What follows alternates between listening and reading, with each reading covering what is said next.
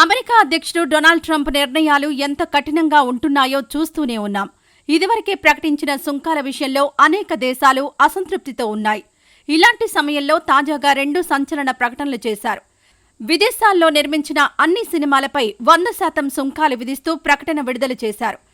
రెండోది 60 ఏళ్లకు పైగా మూతపడి ఉన్న కాలిఫోర్నియాలోని ఆల్కాట్రాజ్ జైలును పునఃప్రారంభించి విస్తరించటం. ఈ 2 నిర్ణయాల గురించి Trump truth social media platform ద్వారా పోస్ట్ చేసి వెల్లడించారు. తన పోస్ట్లో సినిమాల గురించి ఇలా రాసుకొచ్చారు. అమెరికా చలనచిత్ర పరిశ్రమ ఇప్పుడు వేగంగా క్షీణిస్తోంది. ఇతర దేశాలు మన నిర్మాతలు స్టూడియోలను తమ వైపు ఆకర్షించడానికి అనేక రకాల ప్రోత్సాహకాలను అందిస్తున్నాయి. హాలీవుడ్తో పాటు అమెరికాలోని ఇతర ప్రాంతాలు దెబ్బతింటున్నాయి. ఇది ఇతర దేశాల సమన్వయ కుట్ర, జాతీయ భద్రతకు ముప్పు, అంతేకాదు విదేశీ ప్రచారం కూడా అని ట్రంప్ ఆరోపించారు. ఈ సమస్యను ఎదుర్కోవడానికి విదేశాల్లో నిర్మించిన అన్ని చలనచిత్రాలపై 100% సుంకం విధించే ప్రక్రియను వాణిజ్య శాఖ, యుఎస్ ట్రేడ్ రిప్రజెంటేటివ్లు తక్షణమే ప్రారంభించాలని ఆయన ఆదేశించారు.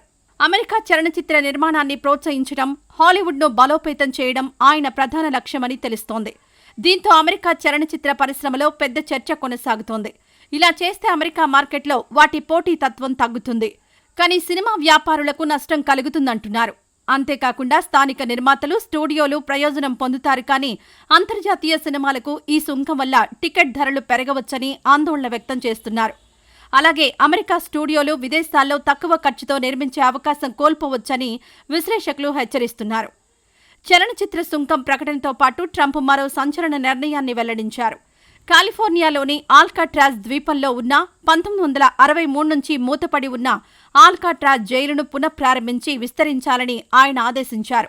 ఈ జైలు ఒకప్పుడు అమెరికాలో అత్యంత భద్రమైన జైలుగా పేరుగాంచింది.